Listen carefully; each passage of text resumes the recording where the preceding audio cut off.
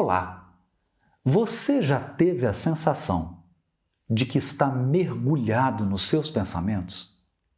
De que está mergulhado nas suas emoções, nas suas lembranças, a ponto de não perceber mais nada, a ponto de não detectar nenhum outro estímulo, nenhuma outra perspectiva? Bom, se você já experimentou isso, você estava em fusão com algum elemento da sua mente. Quer saber mais sobre isso? Continue acompanhando esse vídeo e não se esqueça de fazer a sua inscrição aqui no canal Odisseia. O Odisseia Academy é um projeto profissional, uma escola virtual que trabalha o desenvolvimento humano. E esse é o canal onde você encontra o conteúdo do Odisseia Academy disponível para todas as pessoas, 100% online, 100% gratuito. Não deixe de se inscrever no canal, clique no sininho para receber as notificações e, claro, dê o seu like, compartilhe esse conteúdo.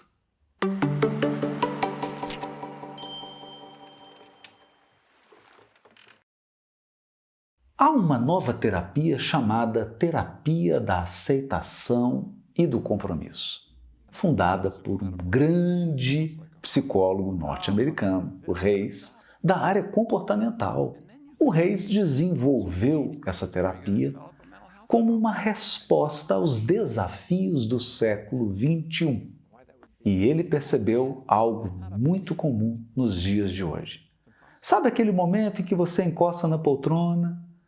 Ou um momento em que você está sozinho no escritório, no seu quarto, e de repente você se afoga em lembranças? Geralmente lembranças dolorosas? Ou então está com algum desafio, com algum problema, alguma dificuldade para ser resolvida e você se afoga naquele pensamento. Não consegue pensar em outra coisa que não seja aquele problema desafiador. Ou ainda, você é invadido por uma determinada emoção de tristeza, de raiva, de solidão, até de alegria. Não sabe por quê, aquela emoção te domina e a sensação que você tem é de que caiu em uma piscina, mas com roupa de sair. Já teve essa sensação antes? Bom, na terapia da aceitação e do compromisso, isso se chama fusão. E é isso que eu vou explicar a partir de agora. Na fusão, nós precisamos entender a casa mental, a nossa mente. A nossa mente é como se fosse um apartamento, uma casa qualquer. Essa casa possui uma proprietária. A proprietária dessa casa é a nossa consciência. Todos nós já tivemos a experiência de observar as nossas emoções, as nossas lembranças, os nossos pensamentos, como se nós fôssemos uma terceira pessoa. Você já experimentou isso? Você está pensando em algo, de repente você observa aquele pensamento e vem um outro. Não, isso não pode ser assim. Isso está errado. Eu acho que eu estou pensando de uma forma equivocada. Ou então, você é tomado de uma tristeza e se pergunta, por que eu estou triste? O que aconteceu? Quando você faz isso, a sua consciência está observando os seus processos mentais. Então, há algo em você que está além das emoções, além dos sentimentos, além dos pensamentos, além das lembranças, além do ego. Nós também temos uma voz interior que fica o tempo todo criticando, comparando, conversando. Sem perceber, você está num diálogo perpétuo. Esse diálogo só cessa, ao menos aparentemente, quando você dorme, quando sua consciência é reduzida. Por outro lado, se nós somos capazes de observar esses processos mentais, isso significa que esses processos mentais não podem ser a história toda. Há uma parte de nós que não são nossos pensamentos. Há uma parte de nós que não se limita às nossas emoções. Há uma parte de nós que não se limita a esse diálogo interior. Que parte é essa? A consciência. A consciência é a nossa parte que observa tudo silenciosamente. Você observa a si mesmo. Você se olha no espelho. Você se observa, às vezes, numa discussão. Você é capaz de observar o seu gestual, o seu comportamento, sua expressão facial. Quem observa? A consciência. O restante são processos da nossa casa mental. No entanto, quando a emoção é muito forte, quando um sentimento é avassalador, quando um pensamento é obsessivo, seja porque há uma preocupação, um problema, um desafio a ser superado, e quando esse diálogo interior se transforma numa verdadeira gritaria, numa balbúrdia, é muito comum acontecer um processo que a terapia da aceitação e do compromisso chama de fusão. Na fusão, você deixa de observar. Observador e processos observados se misturam, se fundem. Já pegou uma pessoa tendo uma crise de raiva, de cólera? Ela não pensa. Ela não é capaz de observar a si mesma. Ela está totalmente entregue à raiva. Ela está totalmente presa num processo de fúria. Já pegou alguém mergulhado numa lembrança do passado? Geralmente uma lembrança dolorosa, um trauma, uma perda, um dano. Essa pessoa lembra como se não houvesse mais nada a não ser a lembrança. Como se ela não tivesse vivido nenhuma outra experiência que não seja a experiência traumática. Como se todo o ser se resumisse a uma lembrança. Esse é o processo de fusão consciencial, fusão da mente. Esse processo é muito prejudicial. E as razões são óbvias.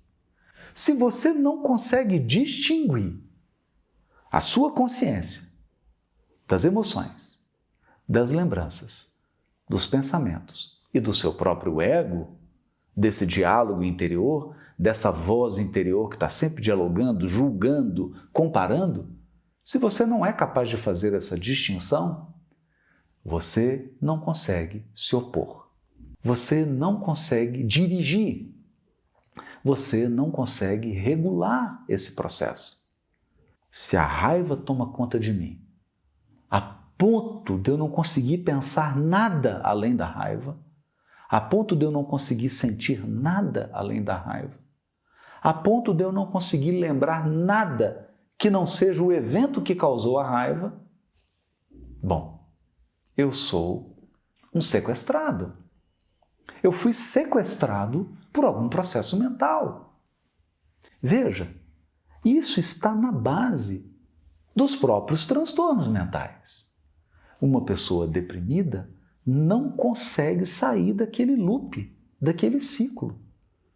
As lembranças são sempre as mesmas, os pensamentos são sempre os mesmos, o comportamento é sempre o mesmo, a pessoa entra em uma jaula.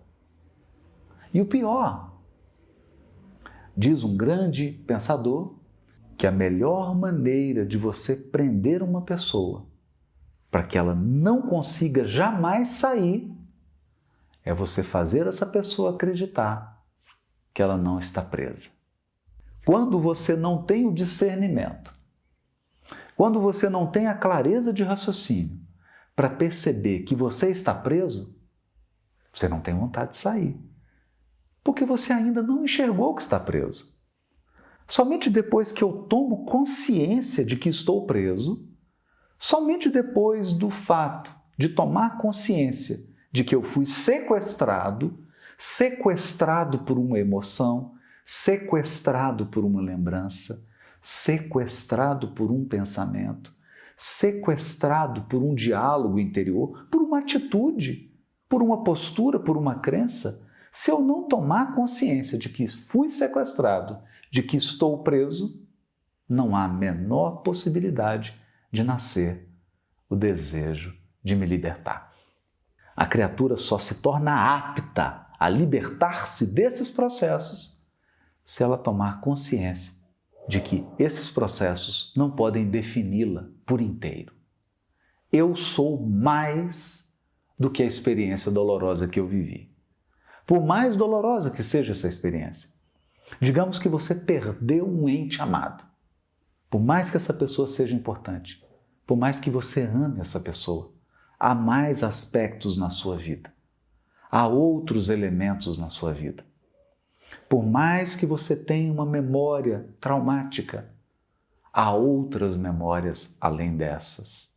Por mais que você esteja obcecado com uma ideia, com uma filosofia, com uma crença, com uma opção política, há outras ideias, há outros raciocínios, há outras perspectivas que merecem ser exploradas, outras perspectivas que você precisa trabalhar.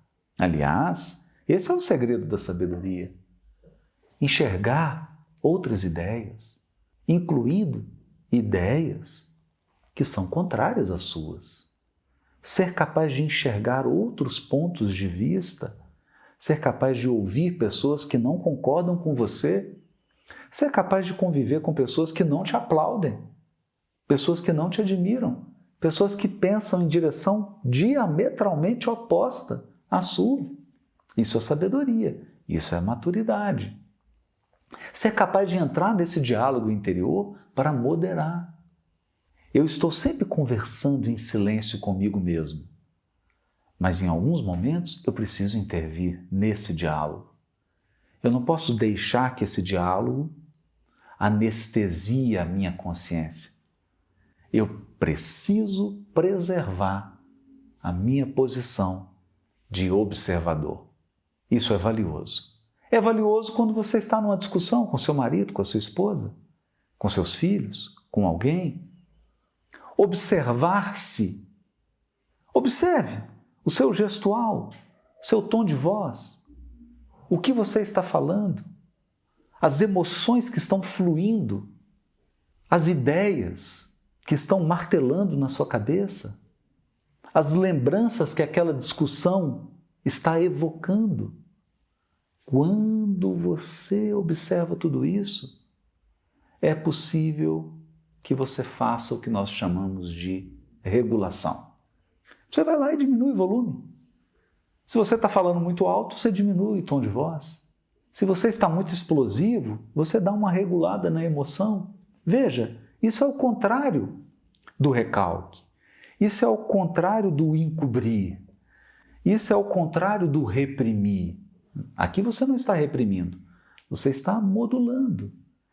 Você experimenta a raiva, mas você atua na intensidade dela, na direção. Ao invés de você adotar um comportamento de violência, você acolhe a sua raiva e transforma essa raiva em disposição para resolver o problema, em disposição para lidar com o conflito. Por quê? Lidar com o conflito exige muita coragem. Ter conversas difíceis exige muita coragem, muita disposição. Você precisa muito dessa energia da raiva para ter uma conversa difícil, para resolver um problema difícil. O que eu não posso é transformar essa minha emoção, esse sentimento, em comportamento violento, seja violência física ou verbal. Mas eu só consigo atuar regulando se eu for capaz de observar como um terceiro. Veja, nós fazemos isso muito bem com os outros. Não é verdade? Nós somos capazes, com a nossa esposa, com o marido, com o filho, com uma filha, com a sogra, com o sogro, com o pai, com a mãe, com o irmão, com uma irmã, com o tio, com a tia, um primo, uma prima, com colegas de trabalho, a gente observa até o trejeito da pessoa, até o tique nervoso da pessoa a gente identifica.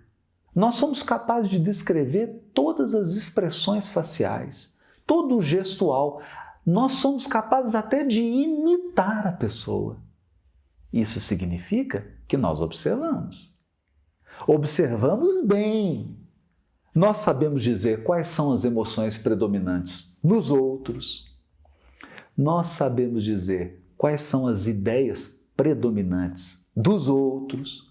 Quais são as obsessões dos outros, o que a pessoa defende com unhas e dentes, quais são os fanatismos de determinada pessoa, qual é o comportamento repetitivo, às vezes até um vício, um mau hábito, o tom de voz, a maneira de falar, tudo isso nós somos especialistas em observar e descrever. Então veja, o problema aqui não é capacidade de observação. A questão desafiadora aqui é transformar essa capacidade de observar o outro em uma poderosa capacidade de observar a nós mesmos. Você seria capaz de observar quais são os seus tiques nervosos? Quais são os seus gestos mais habituais? Você seria capaz de observar seu tom de voz? As emoções mais frequentes que você experimenta? Você seria capaz de descrever quais são as lembranças mais frequentes ao longo de uma semana? A maioria de nós gasta muita energia observando o outro e dedica muito pouco tempo para observar a si próprio.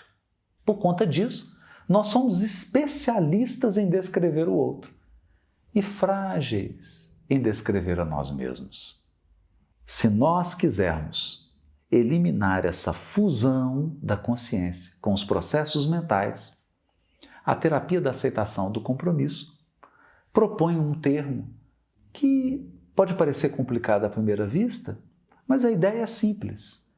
Eles usam o termo desfusão. Desfusão.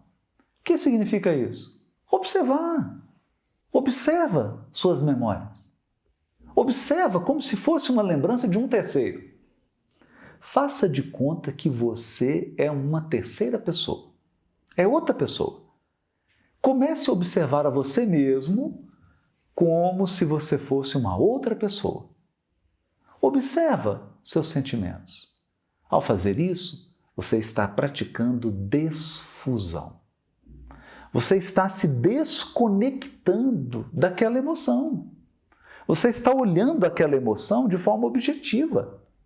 Começa a observar seus pensamentos, suas ideias, suas crenças, seus valores. Começa a observar suas crenças limitantes, conceitos que você traz desde a infância e que não servem mais para nada. Foram úteis um dia, hoje não tem mais nenhuma utilidade. Começa a observar. Tira um tempo para observar esse diálogo na sua mente. Você está sentado no sofá, passa alguém, você pensa uma coisa. Dialoga algo. Vê um familiar dentro de casa e você já começa a ensaiar um diálogo que você vai ter com essa pessoa. Não é assim? Começa a observar isso. Mas, observa o seu gestual. Como você se senta? Como você se dirige a alguém? Seus gestos com as mãos, com os ombros, sua expressão facial. Observe a si mesmo, como se você fosse um terceiro. Se você fizer isso, você está praticando o que a ACT, Terapia da Aceitação e do Compromisso, chama de desfusão. Você está fortalecendo a sua consciência. Por que isso é importante? Bom, isso é importante para que eu deixe de me afogar nas minhas emoções, para que eu deixe de me afogar nos meus pensamentos, nas minhas memórias, no meu diálogo interno e para que eu tenha mais objetividade, mais autonomia para lidar com os meus próprios processos mentais. Sem isso, não há bem-estar psíquico. E vou dizer por quê. Ao longo do dia, sua mente é invadida por milhares de emoções. Se você não for capaz de distinguir, se você não for capaz de discernir, se você não for capaz de observar essas emoções, se você mergulha nelas, se você se confunde com elas, se há o processo de fusão, a imagem que eu consigo pensar para descrever isso é a imagem de um comandante de uma aeronave que saísse da cabine de comando e sentasse no banco dos passageiros. Imagina essa cena. Sai o piloto e o copiloto da cabine, sentam na poltrona ao seu lado, reclinam a poltrona e dormem. E deixam a porta da cabine aberta. Você está olhando aqui e falando, quem vai pousar esse avião? Quem vai conduzir essa aeronave? A imagem é perfeita. A sua mente é um avião lotado, cheio de passageiro. Cheio de passageiro. Esses passageiros são todas as suas memórias, todas as emoções mais frequentes, todos os pensamentos, ideias, crenças e valores que você possui. Cada crença, cada ideia é um passageiro nesse avião. Cada memória sua é um passageiro ou uma passageira. Eles estão ali. Eles estão ali. Há aqueles processos básicos que representam a tripulação, mas a consciência é o comandante dessa aeronave. A consciência é quem está pilotando. Se ela sai da sua posição de comando para sentar-se ao lado dos passageiros, quem vai pilotar a aeronave? Sabe quando isso acontece? Quando o piloto e copiloto saem da cabine de comando e sentam ao lado dos passageiros, sabe quando isso acontece? Na síndrome do pânico, no transtorno de ansiedade, na depressão, numa série de transtornos da mente que revelam que o piloto não está comandando a aeronave. Ele agora está sentado junto aos passageiros, conversando com esses passageiros, ele se confundiu, ele se misturou. O que é preciso fazer? Desfusão. O piloto e o copiloto precisam sair, né? O comandante precisa sair da poltrona dos passageiros e se dirigir à cabine de comando. Lá, ele vai definir o destino, onde ele quer chegar, ele vai conferir combustível, as condições da aeronave, ele vai traçar a rota e ele vai conduzir essa aeronave, que é a mente, no rumo dos seus objetivos, da sua missão, dos seus propósitos. Sem esse comando, há uma total mistura e nós temos uma aeronave desgovernada. Pode até acontecer o pior. Gostou desse conteúdo? Te ajudou a pensar um pouquinho sobre equilíbrio da mente, sobre bem-estar psíquico? Deixe os seus comentários. Narre alguma experiência em que você perdeu o controle, em que você se misturou com alguns dos elementos da sua mente. Conte a sua história. Vai ser ótimo ouvir, interagir com você.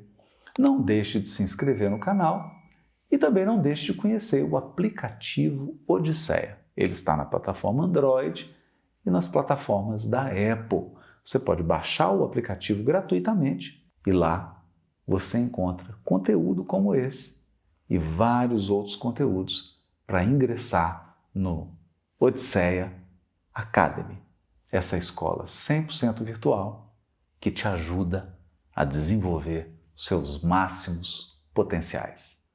Eu te aguardo. Até o próximo vídeo.